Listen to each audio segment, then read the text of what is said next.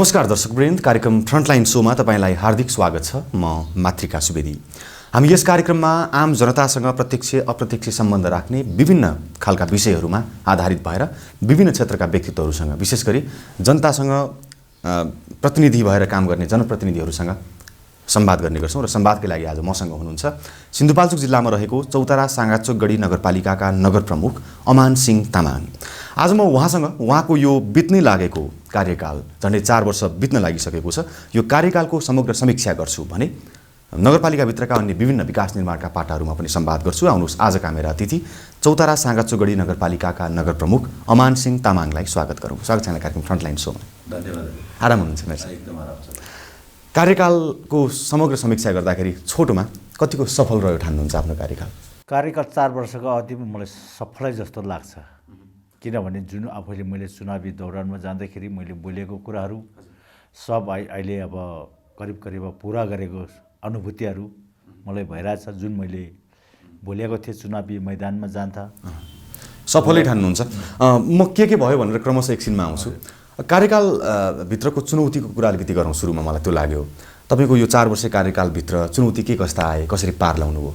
चुनौतीहरू त धेरै आए। चुनौती नभएसम्म फेरि अब त्यो सफल हुँदैन। चुनौती भन्नु नै एउटा त्यो अब के भन्नु खै, अब त्यो सफलता कोसिस ढुङ्गा त्यो चुनौती नभएसम्म मान्छे त्यो हुँदैन। जबसम्म त्यो चुनौती भन्छु कि जबसम्म माथि सिरानमा खोलाको सिरानमा मुहानमा ढुङ्गा चप्लेटी ढुङ्गा हुन्छ भने त्यसलाई ठोक्दै ल्याइसकेपछि पुच्छारसम्म पुग्दाखेरि त्यो लोरो बन्छ।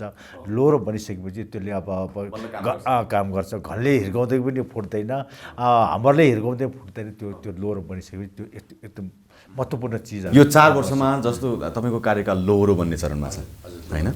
अब म कार्यकालको समीक्षातर्फ लाग्छु। सुरुमा चाहिँ अब भूकम्पले सबैभन्दा ग्रसित जिल्ला चौतारा नगरपालिका पनि एकदमै भूकम्पबाट प्रभावित। पुनर्निर्माणको समस्या सबैभन्दा जटिल थियो। पुनर्निर्माणतर्फ तपाईहरूले कम्प्लिट काम सम्पन्न गरिसक्नुभयो कि बाँकी छ अझै? पुनर्निर्माणको क्रममा भन्नुपर्दा हालसम्म मैले जबसम्म मैले चुनावी दौरानमा बोलेको थिएँ, म सबभन्दा त्यो दौरानमा पुनर्निर्माणमा म ध्यान दिन्छु भनेर बोल्ने क्रममा हालसम्म आउँदाखेरि मेरो 99.5% पुनर्निर्माण भइसकेको छ। त्यसका साथसाथै त्यो टहरोमा रहेको जनतालाई चाहिँ एउटा घरमा लानुको लागि म सफल भएको मलाई अनुभूति गरेको छ। त्यो 99.5% त्यो पुनर्निर्माण गर्नको लागि एउटा मैले घरमा त्यो जनतालाई चाहिँ अब त्यो पुनर्निर्माण छिटो होस् भनेर एउटा नगरपालिकामा नक्सा पास नगरेसम्म त्यो घर बन्दैन। अब त्यो छिटोभन्दा छिटो पुनर्निर्माण हुनको लागि नगरपालिकाबाट जनतालाई चाहिँ त्यो नक्सा पास गर्नुपर्छ, छुट गरिदिए। नम्बर 1 मा। नम्बर 2 मा फेरि त्यो जनताको पुनर्निर्माणको लागि इँटा बालुवा गिट्टी लानुको लागि प्रत्येक घरको चोकमा गाउँको चोकमा घरमा त्यो मोटरको बाटो लाने कामहरू गरेको कारणले पनि अहिले त्यो जनतालाई टहरोबाट घरमा लानु सफल भएको छ। त्यसै गरी नै अरू विद्यालयको कुरामा भन्दाखेरि नगरपालिकामा 21 वटा मावि थियो, 32 वटा निमावि थियो, 30 वटा प्रावि भवनहरू थियो। त्यो पनि अहिले सकेसम्म त्यो असम्पन्न भइसकेको छ।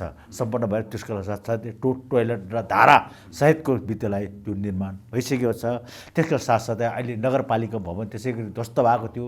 नगरपालिका भवन 3.5 ढलन गरेर अहिले निर्माण कार्य भइरहेको छ। अब यो असारसम्ममा त्यो नगरपालिका त्यो नयाँ बिल्डिङमा सार्ने कोसिस अब हामी गरिरहेको छौँ। त्यसका साथसाथै वडा कार्यालयहरू त्यस्तै ध्वस्त भएको थियो। वडा कार्यालयमा पनि अहिले सकेसम्म नगरपालिकाले त्यो वडा कार्यालय निर्माण गरिसकेको छ। अब त्यो निर्माण वडा कार्यालय अब त्यो टहरमा छैन। त्यो अब सबै वडा कार्यालयको भवन बनिसकेको छ। अब 1-2 वटा बन्नु बाँकी छ। त्यसको लागि अब त्यसको टेन्डरहरू भइसकेको छ, पैसा छुट्याउने कामहरू गरिसकेको छ। स्वास्थ्य चौकीमा भन्छौँ भने त्यसै गरी स्वास्थ्य चौकीमा पनि स्वास्थ्य चौकी बिल्डिङहरू आफ्नै बिल्डिङमा बसेर अहिले स्वास्थ्य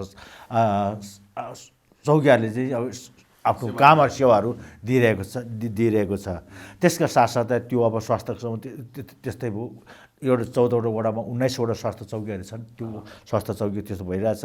त्यसै गरी मठ मन्दिरहरू भत्किने कामहरू त्यस्तै थियो। अहिले हिन्दूको मन्दिर, बुद्धिस्टको गुम्बा, क्रिस्चियनको चर्च, मुस्लिमको मस्जिदहरू पनि त्यो एउटा धार्मिक रूपमा पनि मैले सबैले बराबर यो आफ्नो भनेर चाहिँ सबैले त्यो निर्माणहरू गर्ने कामहरू जारी छ हेर्नुहोस्। त्यसका साथसाथै चौतारा साँझोगढी नगरपालिकाभित्र एउटा 79% को काठको पोलहरू मुक्त गर्ने, अब सबै काठको पोल मुक्त गर्ने थियो। अहिले त्यसमा 79% काठको पोल मुक्त भयो। अहिले 1% मात्रै कतै कतै बाँकी होला, अरू सबै काठको पोल मुक्त भइसकेको छ हेर्नुहोस्। यो पुनर्निर्माणमा तपाईँले 79.5% सकियो भन्नुभयो, अब बाँकी 0.5% कहिले सम्पन्न हुन्छ?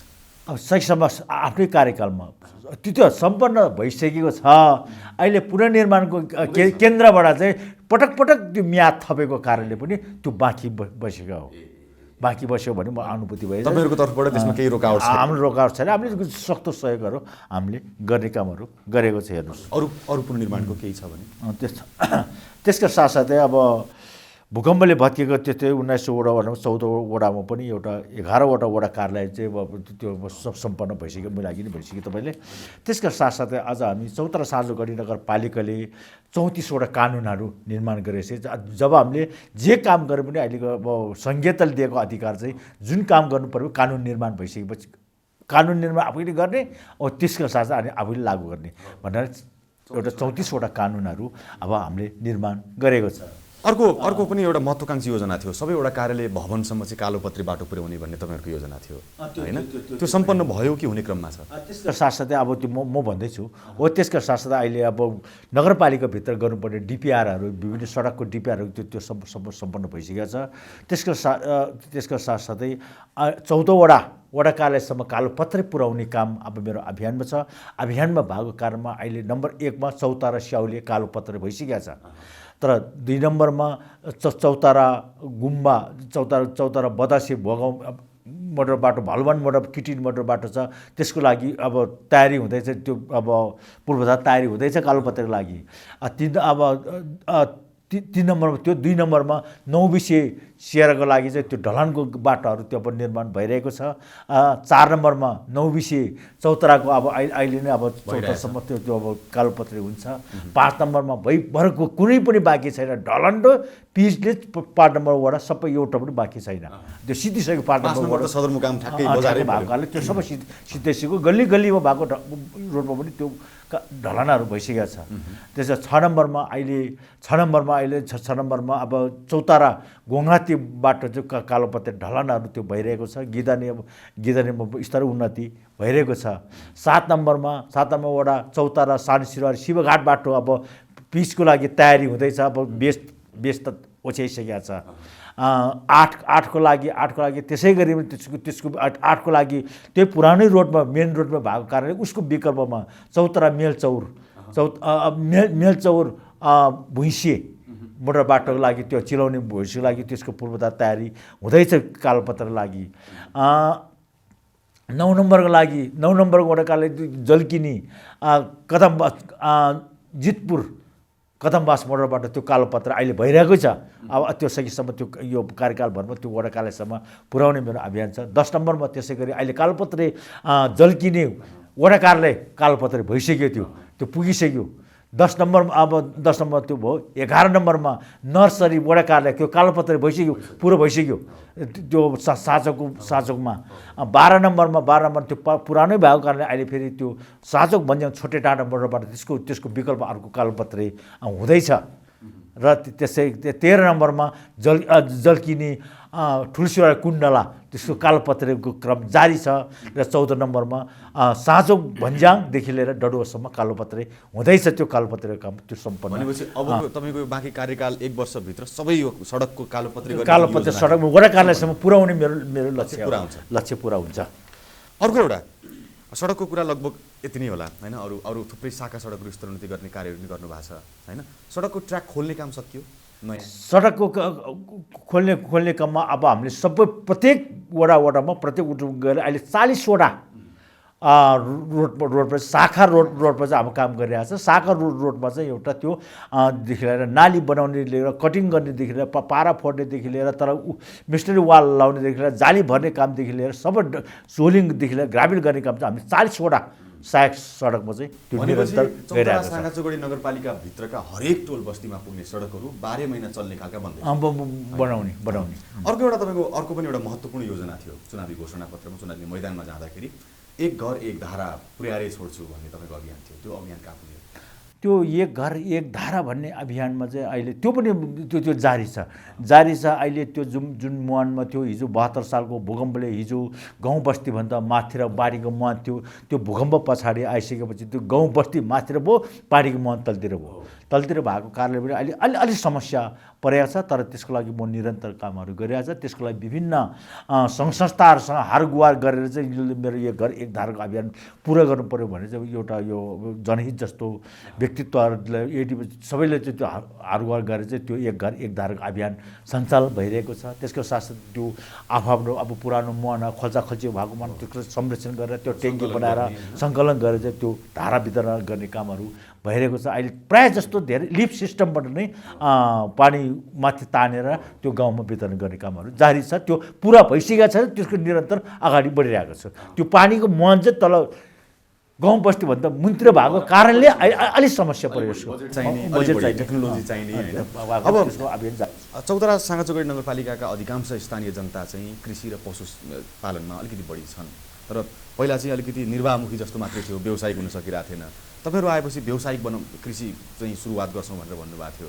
कृषि र पशु सेवामा चाहिँ तपाईँहरूले के गर्नुभयो? कृषि र पशुमा मुख्य अब कृषिमै जाउँ।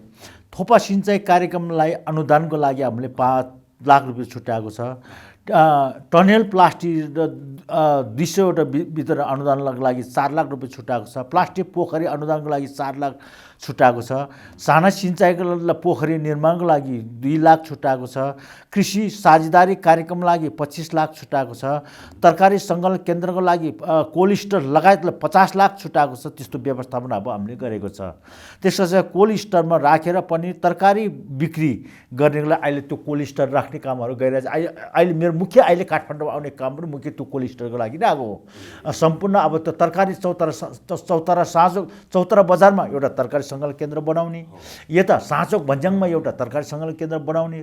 तरकारी सङ्कलन केन्द्र बसेपछि त्यो अब भइभरको तरकारी त्यही उत्पादन भएको तरकारी त्यही सङ्कलन गरेर काठमाडौँ चलन गर्ने। त्यहाँ बिक्री भएको जति बिक्री भएर भइसकेपछि बाँकी बस्यो काठमाडौँ लाने। काठमाडौँ पनि भएन भने त्यो कोल्ड स्टोरमा राख्ने। कोल्ड स्टोर पनि भएन भने त्यो कुहिएको तरकारी जति सब किसानको कुहिएको तरकारी जति नगरपालिकाले बिहोर्ने कुहिएको तरकारी जति नगरपालिका बिहोर्ने भने यो अभियानमा हामी लागेका छौँ। अहिले कोल्ड स्टोरको लागि अब अझ भोलि गइसकेपछि म त्यो कोल्ड स्टोर 2टा कोल्ड स्टोरको लागि म त्यो ठेक्काको प्रक्रियामा म अगाडि बढ्नको लागि गइरहेको छु। यो अभियानले स्थानीय नागरिकहरूमा कृषि पेसामा लाग्ने एउटा आकर्षण बढाएको छ। त्यसको लागि त्यो हामी कोल्ड स्टोर अहिले त्यो अलि अब कृषिमा अलि निराशापन पैदा भएको चाहिँ के हो भने तरकारी उत्पादन गरेपछि बजार छैन। बजार नभएपछि कुहिएर फाल्नु परेको कारणले अहिले निराशा बनिएको छ। हो त्यस कारण मेरो अवधारणा पनि एक घर एक रोजगार दिलाउने कारणमा कृषिमा रोजगार सबैले जागिर दिएर त सक्दैन। तर त्यसका साथसाथै पनि त्यो एक घर रोजगार दिलाउनको लागि पनि मैले यो कृषि प्रमोट गरेर चाहिँ यो काम अगाडि बढाएको छ।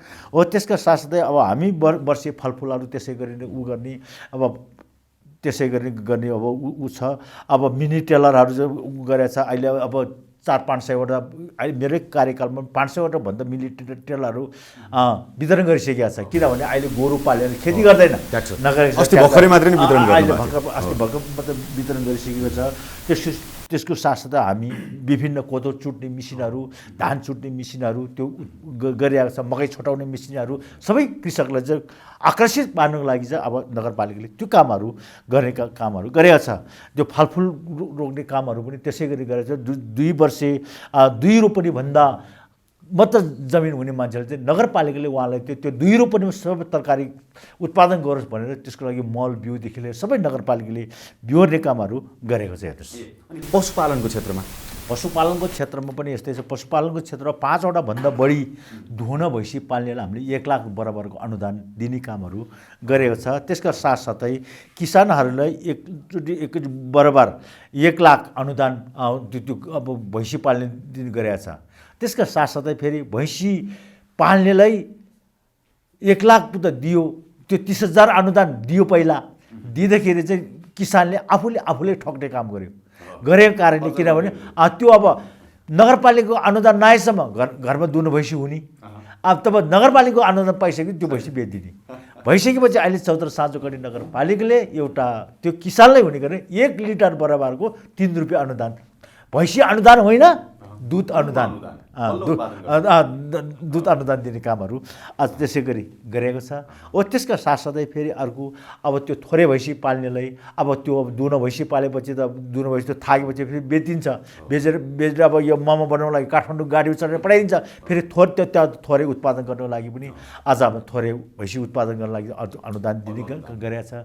एउटा कृषक सबभन्दा गरिब मान्छेले चाहिँ 80% त्यो थोरै भैँसीले पनि 80% अनुदान दिने अनि 20% उसले हालेर चाहिँ त्यो नीति पनि आज नगरपालिकाले ल्याएको छ।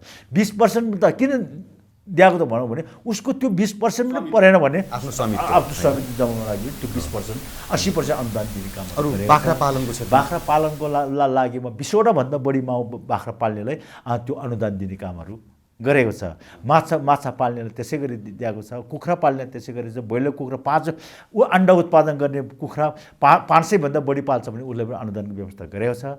ब्रोइलर कुखुरा 2000 भन्दा बढी ब्रोइलर कुखुरा पाल्नेलाई उसले प्रोत्साहन स्वरूप रोजगार होस् भन्ने हिसाबले उसलाई पनि अनुदान दिने कामहरू आज नगरपालिकाले गरेको छ। अहिले नगरपालिकाभित्र व्यावसायिक रूपमा चाहिँ यो पशुपालन क्षेत्रमा लाग्ने त्यो सुरुवात भएको छ। पशुपालन क्षेत्रमा लाग्नेमा अब सबभन्दा अहिले धेरै जस्तो चाहिँ अब कुमिटे 4 नम्बर वडामा चाहिँ अब अलि अब युवाहरू आफूले चाहिँ त्यो साथीहरूले अब व्यवसाय ढङ्ग अहिले 9-10वटा 15वटासम्म पनि दुहुना भैँसी पाल्ने कामहरू चाहिँ आज गरेर त्यसको लागि सबभन्दा नगरपालिकामा राम्रो काम चाहिँ अब कुमिटेले गरेको अनुभूति नगरपालिकाले भएको छ। अब शिक्षा क्षेत्रको अलिकति कुरा गरौँ। शिक्षा क्षेत्रमा पनि अब भूकम्पले ध्वस्त थियो, अघि बिल्डिङहरू बने त भन्नुभयो। शैक्षिक सुधारको लागि भवन मात्र बनेर त शैक्षिक सुधार हुँदैन। दक्ष जनशक्ति उत्पादनको लागि दक्ष जनशक्ति पहिला चाहियो। पढाउने जनशक्ति दक्ष भयो भने बल्ल विद्यार्थी दक्ष भएर निस्किन्छ। प्राविधिक शिक्षाको कुराहरू होला हैन, गुणस्तरीय शिक्षाको लागि चाहिँ के गर्नुहुन्छ? अहिले अब त्यो अब शिक्षाको लागि गुणस्तरीय शिक्षा लागू गर्नको लागि चाहिँ अब हाम्रो चौधरी साँझोकडी नगरपालिका पहिला घर बनाउँदाखेरि जग बलियो चाहिन्छ। जग बलियो नभएसम्म घर बलियो हुँदैन भन्ने हिसाबले मध्यनजर गर्दै गुणस्तरीय शिक्षाको लागि हामीले हाम्रो नगरपालिकाले शिशु कक्षा पठाउने शिक्षकहरूलाई 2000 रुपियाँ भत्ता दिने काममा चाहिँ नगरपालिकाले गरेको छ नम्बर 1 मा। त्यसै गरी चाहिँ शिक्षकहरूलाई चाहिँ एउटा मावि सञ्चालन भएको दरबन्दी नभएको विद्यालयहरूमा सबै मावि दरबन्दी सोसराको दरबन्दी चाहिँ नगरपालिकाले दिने कामहरू सबै विद्यालयमा गरेको छ। त्यो अब त्यो मावि सोसराको दरबन्दी दिने काम अब नगरपालिकाले गरेको छ।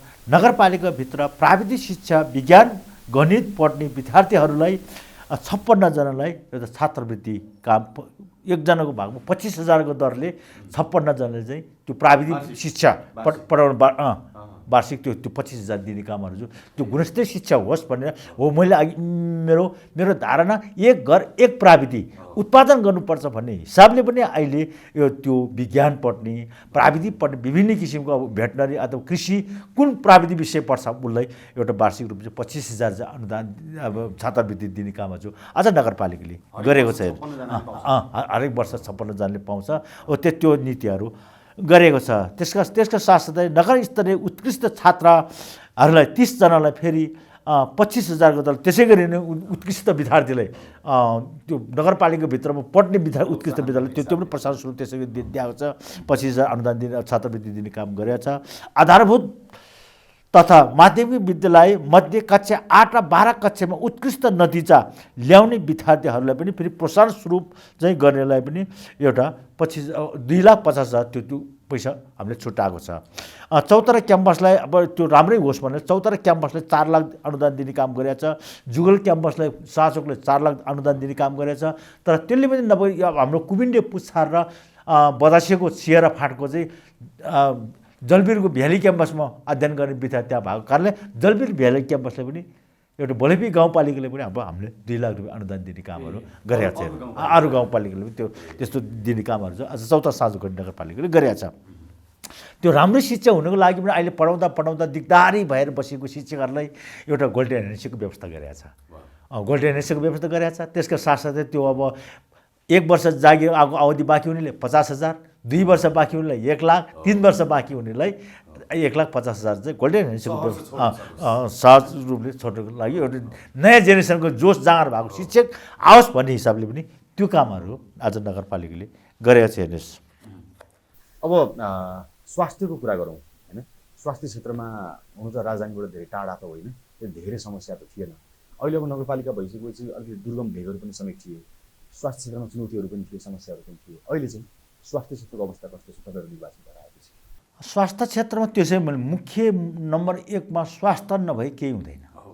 मुख्य स्वास्थ्य भएन सब थोक हुन्छ। जब स्वास्थ्य हामीले रोगीपान भयो भने हामीले खेती चाहिँदैन, खेत चाहिँदैन, बारी चाहिँदैन, सबै विकास, गाउँको विकास केही चाहिँदैन होइन, सबै चाहिँदैन। उसलाई निराशापान भएर बसेको हुन्छ। तर स्वास्थ्य चुस्त दुरुस्त भयो भने हामीले सबै थोक चाहिन्छ भन्ने हिसाबले पनि अहिले 14वटा वडामा चाहिँ मैले प्रत्येक वडा टोलमा चाहिँ एउटा स्वास्थ्य चौकी अब त्यो स्वास्थ्य कर्मचारीमा राख्ने व्यवस्था गरेको छ। अहिले 14वटा वडामा चाहिँ 19वटा स्वास्थ्य चौकीहरूको व्यवस्थापन गरेको छ। त्यसका साथसाथै फेरि अहिले अर्को नयाँ कार्यक्रम जनतासँग डाक्टर कार्यक्रम पनि नगरपालिकाले गरेको छ। हेर्नु, मैले गरे भनौँ त्यो नगरपालिकाले जनतासँग डाक्टर भन्ने कुरा दिनभरि किसानहरू काम गर्छ, बेलुका भइसक्यो बेलुका अनि डाक्टरसँग कुरा हुन्छ। मलाई आज यो रोग छ, यो छ, के छ, मलाई यो दुख्यो, छाती दुख्यो, रेडियोबाट चाहिँ प्रत्यक्ष जनताले डाक्टरसँग बेलुका कुरा सोध्न सक्नुहुन्छ। सबै यो के मैले के गर्नु पर्यो, मलाई यो रोग लागेको छ, मैले के गर्नु, मैले सल्लाह दिनु पऱ्यो भने डाक्टरसँग चाहिँ जनतासँग डाक्टर कार्यक्रम पनि आज नगरपालिकाले राखेको छ। हेर्नुहोस्, त्यसले धेरै प्रभावी हुन्छ। जनताहरू त्यो अब दिनभरि अल्मलेर अस्पतालमा आउनुभन्दा आफ्नै घरबाट जनतासँग सल्लाह लिएपछि त्यो डाक्टरको सल्लाहअनुसार चल्दाखेरि परेन हो। त्यो काम पनि आज हामीले गरेको छ। त्यसका साथसाथै मैले अघि नै भने त्यो एम्बुलेन्स अब हाम्रो गाउँघरमा सुत्केरी हुँदाखेरि अस्पताल लाँदैन। त्यो अब धामी झाँक्री लिएर धुप सल्काइ बसेको कारणले पनि आज के गरेको छ भने आज नगरपालिकाले त्यो सुत्केरीले चाहिँ बर्थिङ सेन्टर अथवा अस्पताल त्यहाँ पुगेर सुत्केरी हुनुपर्छ भन्ने हिसाबले त्यहाँ अस्पतालसम्म पुऱ्याएको एम्बुलेन्स भाडा निःशुल्क नगरपालिकाले बिहोर्ने काम गरेका छ। फेरि त्यो एउटा महिला नगरपालिकाको नीतिभित्र बसेर बर्थिङ सेन्टर अस्पतालमा गएर सुत्केरी हुन्छ भने त्यो त अभिभावकको घरमा गएर सुत्केरी हुनु हो। अभिभावकको घरमा सुत्केरी भइसकेपछि एउटा सुत्केरीले एउटा कुखुरा त दिनु पऱ्यो भन्ने हिसाबले पनि एउटा कुखुरा पनि त्यो सुत्केरी भइसकेपछि हरेक सुत्केरीले हुन्छ। उसले अभिभावकले एउटा आफ्नो चेलीले भनौँ, आफ्नो अब बुहारीले भनौँ, उसलाई एउटा कुखुरा दिने काम चाहिँ नगरपालिकाले गरेका छ। हेर्नुहोस्, त्यस कारण महिला स्वयंसेवकलाई धेरै महत्त्वपूर्ण काम हुँदो रहेछ। प्रत्यक्ष जनतासँग उसँग जानुलाई त उही जान्छ, डाक्टर त जाँदैन। त्यसको लागि महिला स्वयंसेवक पनि महत्त्वपूर्ण काम भएको कारणले पनि उसलाई एउटा अहिले नगरपालिका त तलब छ केही छैन, निःशुल्क काम गरेको छ। त्यस कारणले पनि उसले पहिला म नगरपालिका आइसकेपछि उसलाई 1000 रुपियाँ मोबाइल खर्च भनेर दिएको थियो। फेरि अहिले फेरि यसले पुगेन अब भने फेरि 600 रुपियाँ अहिले थपेर 1600 रुपियाँ चाहिँ त्यो स्वास्थ्य स्वयंसेवकलाई महिनावार 1600 दिने कामहरू आज हरेक महिनामा त्यो दिने कामहरू अझ गरेका छ। त्यसको लागि त्यो 1600 के को लागि भन्दा त्यो गर्भवती महिलाहरूको लागि महिनावारी महिलालाई 4 पटकसम्म गर्भ जाँच गर्ने त्यो गर्नको लागि पनि त्यो स्वास्थ्य स्वयंसेवकले चाहिँ प्रत्येक गर्भवतीले गएर भन्नुको लागि पनि त्यो मैले अहिले 600 रुपियाँ प्रसार 600 रुपियाँ फेरि 1000बाट 600 थप्ने काम गरेको छ। हेर्नुहोस्, त्यसका साथ वृद्धाश्रममा को लागि अहिले त अब अहिले फेरि त्यो एउटा त्यो नीति फेरि थिति बसालेको छ मैले। अब अहिलेको के छ भने अहिलेको छोरा बुहारीहरू त विदेश जान्छ, विदेश गइसकेपछि त्यो बुढाबुढीलाई पाल्ने मान्छे हुँदैन, टाल्ने मान्छे हुँदैन, सार सुसार गर्ने मान्छे हुँदैन। भोलि आफू पनि अब मेरो पनि अब नातिहरू सबै विदेश गएको छ, अब त्यो विदेश गएपछि उसको बाबा उतै लाने होला, म पनि त्यो वृद्धाश्रममै जानुपर्ने होला छोराबारी नभएपछि भन्ने हिसाबले त्यो सम्झेर पनि मैले फेरि अहिले वृद्धाश्रममा एउटा खाना पकाउने मान्छे र भाँडा पखाल्ने मान्छे एउटा कर्मचारी त्यहाँ नियुक्ति गर्ने काम मैले वृद्धाश्रममा गरेको छु। हेर्नुहोस्, त्यसका साथसाथै बालबालिकालाई पनि त्यो भावमा नहुने बच्चाहरूलाई चाहिँ यो कदमवास मित्र सङ्घमा चाहिँ बालबालिकाको लागि पढाउने कामहरू भाव नहुने बच्चा त्यहाँ लाने व्यवस्था गरेका छ। व्यवस्था भएपछि त्यहाँ पढ्छ, निःशुल्क बसोबासको व्यवस्था अझ शिक्षा क्षेत्रमा त्यो कामहरू गर्ने गरेछ। अहिले त्यसै गरेर अहिले अर्को एउटा ठुलो समस्या आयो। समस्या के हो भने अहिलेको बच्चाहरू सबै मोबाइलमा हेरेर बस्ने, टिभी हेरेर बसेको कारणले त्यो बच्चाको आँखा कमजोरी भयो। आँखा कमजोरी भएपछि त्यसको पढाइ कमजोरी भयो। पढाइ कमजोरी भएपछि त्यो अभिभावकले मेरो बच्चाको आँखा कमजोरी भएको कुरो थाहा छैन, पढाइ कमजोर भएको मात्रै देखिसकेपछि अभिभावकले त्यसै गाली गर्छ, दाजुभाइ दिदीबहिनीले त्यसैले गाली गर्छ, स्कुलमा गए शिक्षकले त्यसैले गाली गर्छ र त्यसका साथसाथै फेरि अनि त्यो आफ्नो साथीभाइले त्यसैले खिचोडी गर्छ। अन्तिम विकल्प भनेको उसको आत्महत्या गर्ने भन्दा अर्को विकल्प नभएको कारणले मैले त्यो एउटा अभियान चलाएको छु। प्रत्येक विद्यालयमा गएर आँखा केन्द्रको अस्पतालमा डाक्टरले भने चाहिँ प्रत्येक मेरो विद्यालयमा गएर आँखा चेकअप गरेर तुरन्त निःशुल्क चस्मा वितरण गर भनेर भनेको कारणले अहिलेसम्म आउँदाखेरि यो 4 वर्षको अवधिमा 571 जना विद्यार्थीले चस्मा दैसकेको छ। त्यो 571 जना विद्यार्थी अन्धोपानबाट हटाउने काम नगरपालिकाले गरेको छ। हेर्नुहोस्, अब पर्यटन क्षेत्रको कुरा गरौँ। अब अलिकति पर्यटकीय सम्भावना पनि अलि राम्रै भएको नगरपालिका होइन, धार्मिक सांस्कृतिक पर्यटन भूगोलको हिसाबले पनि अलिकति उत्कृष्ट नै छ। हिमालका भ्यूहरू पहाडहरू देखिन्छ, राजधानीबाट नजिकै पनि छ। पर्यटक भित्याउनको लागि, पर्यटन क्षेत्रको सुधारको लागि, पर्यटकीय पूर्वाधारको विकासको लागि पर्यटन अब अहिले त्यसै गरी फेरि चौतरा साँचोगढी नगरपालिका हिजो सदरमुकाम थियो, अहिले यो संहिता लागू भइसकेपछि मान्छेको आउजाउ हुने धेरै घटेको कारणले पनि हिजोको तुलनामा लानुको लागि मलाई धेरै अब सकसहरू परेको छ। त्यसका साथमा अहिले अब हाम्रो अब सुकुटेमा बिचमा शुक्रबार त हजार पर्यटक आउँछ। त्यो पर्यटकलाई चाहिँ मेरो ओखरिनी स्याउलेको ओखरिनीसम्म पुर्याउने मेरो उद्देश्य छ। हेर्नुहोस्, चौरा बजार हुँदै त्यसका साथसाथै त्यो सुकुटीमा त्यो ऱ्याफ्टिङ अब बस्छ, ऱ्याफ्टिङ चढिसकेपछि साँझोकमा आउँछ। त्यहाँ साँझोगढीको लागि मैले व्यवस्थित त्यो गर्दैछ। त्यसको साथसाथै आएर यता कदमवासमा आउँछ, कदमवास प्याराग्लाइडिङ त्यहाँ सुरु गरेको छ, प्याराग्लाइडिङ चढ्छ। त्यस पछाडि रानी पोखरीमा आउँछ, भ्यू टावर छ, त्यही भ्यू टावर चाहिँ पानीको ताले हेर्ने। अनि चौतरा बजार आउँछ, चौतरा बजार पछि त्यो महाविद्यालयको चाहिँ त्यो अब त्यो अवलोकन गराउने। त्यस पछाडि टुँडखेलमा आएर मिनी रङ्गशालाको अब त्यो अब अवलोकन गराउने। त्यसको साथसाथै भूकम्प पार्क छ, भूकम्प पार्कलाई आयो काम सुरु भएको छैन, त्यसको लागि निरन्तर गर्दैछ। त्यसको साथसाथै फेरि त्यो अब बुद्ध पार्कको लागि चाहिँ अब रोडबाट अब सिडियाहरू भइरहेछ, त्यो सिडियाहरू निर्माण भइसकेको छ। त्यो बुद्ध पार्कको लागि अब टेन्डर 7 करोडको टेन्डर भइसकेको छ। अब आज 2 गतेदेखि 7 गतेसम्म चाहिँ मैले अब त्यो बुद्ध पार्कको शिलान्यास गर्नको लागि मैले सभामुखजीले समय मागेको छ। त्यसका लागि त्यो सभामुखलाई लागेर त्यो बुद्ध पार्कको शिलान्यास गर्ने उद्देश्यमा म अगाडि बढिरहेको छ। त्यो बुद्ध पार्क हुन्छ, त्यो के हुन्छ, बुद्ध पार्क चाहिँ 65-67 फिटको हुन्छ। अर्को हुन्छ त्यो धुलखेलबाट पनि, धुलखेल डाँडाबाट पनि चौतरा डाँडालाई देख्ने गरी चाहिँ त्यो बुद्ध पार्क देख्ने गरी त्यसै गरी नै त्यो अभियानमा छ। हो त्यसै गरी नै बुद्ध पार्कको अवलोकन गरिसकेपछि उता प्रसिद्ध भीमसिंह मन्दिर छ, त्यो अवलोकन गर्छ। त्यसको साथसाथै फेरि स्याउलेमा छ, स्याउलेमा हर्लङ बर्लङ छ, त्यहाँ हर्लङ बर्लङ गइसकेपछि चमेरो गुफा छ, त्यो चमेरो गुफाको अवलोकन गर्नु। त्यो चमेरो गुफाको अवलोकन गरिसकेपछि त्यहाँ ओखरिनीमा गएर चिया बगानको अवलोकन गरेर पर्यटकहरू चाहिँ त्यसरी फर्किने हिसाबले त्यो पर्यटकलाई भित्राउनेको लागि मैले त्यो रोड म्यापहरू त्यसरी तयार गरेको छ। हेर्नुहोस्, अब नयाँ व्यवसायीहरू आउने क्रम कस्तो छ, दर्ता प्रक्रिया कस्तो छ, कति जति सङ्ख्यामा नयाँ व्यवसायीहरू आयो? व्यवसाय गर्ने? व्यवसाय अहिले अहिले नगरपालिकामा व्यवसायहरू भन्दा एउटा खाद्यान्न किनार पसलहरू त्यो 212वटा छ। त्यसका साथसाथै व्यापारी वस्तु अन्य सेवा 260वटा छ। पेट्रोलियम पदार्थ 2वटा छ। फर्निचर उद्योग 33वटा छ। कृषि तथा पशुजन्य 425वटा छ। घरेलु उद्योग 49वटा छ। होटेल एन्ड रिसोर्ट अब 119वटा छ। द्वितीय सेवा शाखा 16वटा छ। उत्पादनमूलक उद्योग 2वटा छ। क्रसर उद्योग 6वटा छ। स्टोल यथार्थ 37वटा छ। स्वास्थ्य सेवा 20वटा छ। स्वास्थ्य उद्योग र 4वटा छ।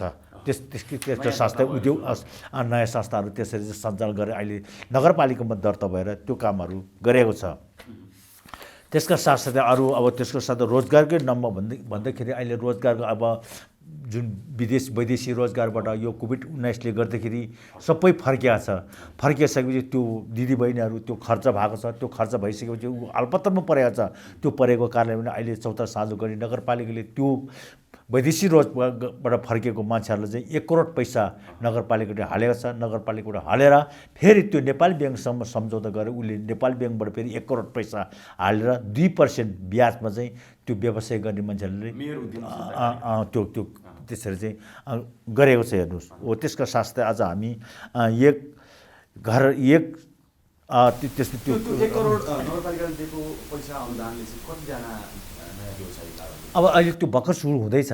अब पैसा दिने काम कतिसम्म पाउँछ? त्यो 5 लाखदेखि 10 लाख अब उसको व्यवसाय हेरेर व्यवसाय हेरेर आम्दानी हेरेर उसले अब कस्तो अब त्यो उसको अब कस्तो उसले के गरेको छ त्यो अनुसारको चाहिँ अब अनुदान पाउँछ। त्यो अनुसारको चाहिँ व्यवस्थामा हामीले गरेको छ। त्यसको साथसाथै आज पुरानो व्यवसायहरूलाई 2% त्यो ब्याजले त्यसरी गरेको छ। गलैँचा बुन्ने तानहरू अहिले तामाङ बस्ती अब हाम्रो नगरपालिकामा त तामाङ बस्तीहरू धेरै छ। तामाङ बस्तीहरूले अहिले प्रत्येक एक घर एक गलैँचा तानको व्यवस्था पनि गरेको छ। अहिले घर अब यहाँ काठमाडौँबाट सबै धागो सागो लान्छ, अर्डर लान्छ, गाउँमै बुन्छ त्यो एक घर एक तान चाहिँ त्यो गलैँचा तानको व्यवस्था पनि आज नगरपालिकाले गरेको छ। त्यसको लागि गार्मेन्टहरू चलाउने कामहरू अहिले गरेको छ।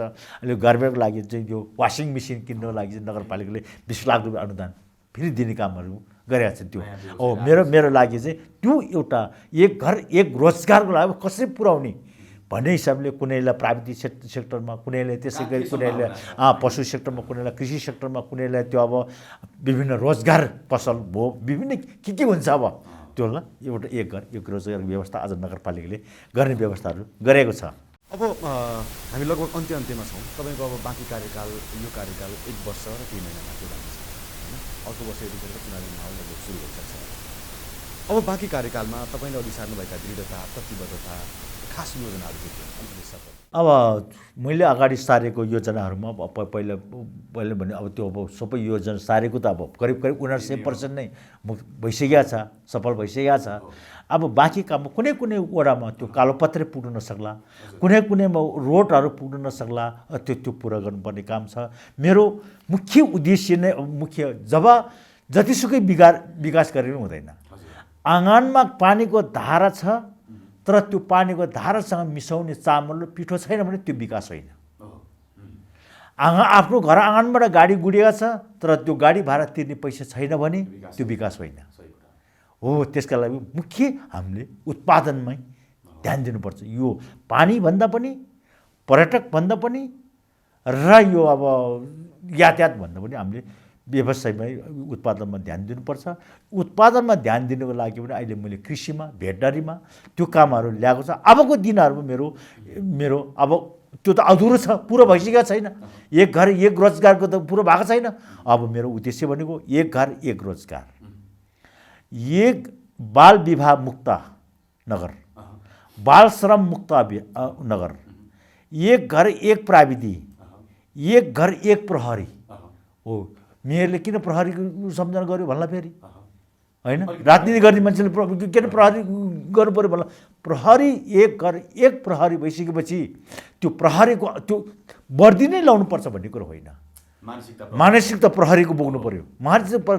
प्रहरीको बोकिसकेपछि गाउँमा छरछिमेकीको अपराध घट्ला तर त्यो आफन्तो मेरो छोरा हो मेरो दाजुभाइ हो यसलाई जोगाउनुपर्छ भन्ने त्यो पर्दैन। यो अपराधीले दण्ड सजाय हुनुपर्छ भन्ने अवधारणा जान्छ। एक घर एक प्रहरी भइसकेपछि हो त्यसकाललाई पनि एक घर एक प्रहरीको मेरो अवधारणा हो। त्यसका साथसाथै एक घर एक धारा र पर्यटन हब बनाएर चाहिँ एउटा नगरपालिकाभित्र एउटा पर्यटनले चाहिँ त्यो सुकुटेमा हजार 50-60 हजार अब पर्यटन आउँछ। त्यो पर्यटकले स्याउलेसम्म पुऱ्याएर 3 दिनसम्म चाहिँ 3-4 दिनसम्म नगरपालिका घुमाउने मेरो अभियान। अब अन्तिममा छौँ। अब अलिकति सोध्न मन लाग्यो मलाई फेरि पनि चौतारा साङचोगढी नगरपालिकाका नागरिकले जनताले जो मतदाता थिए तिनले फेरि पनि अमानसिंह तामाङ नै मेयर हुनुपर्छ भन्लान् भन्ने आश कतिको छ अपेक्षा? त्यो अब त्यो मैले आश गर्ने भन्दा पनि जनताले मूल्याङ्कन उहाँहरूले गर्ने कुरा हो। म त्यो हिसाबले म अगाडि बढेका छु। अब मान्छेले त्यो के तिमी सेवकै भएर हिँड्छ जनताको सेवक भनेर त्यो आउँछ। सेवकले मात्रै पुग्दैन, जनताको सेवा गर्ने सेवकले मात्र पुग्दैन, नोकरै बन्नुपर्छ जनताको।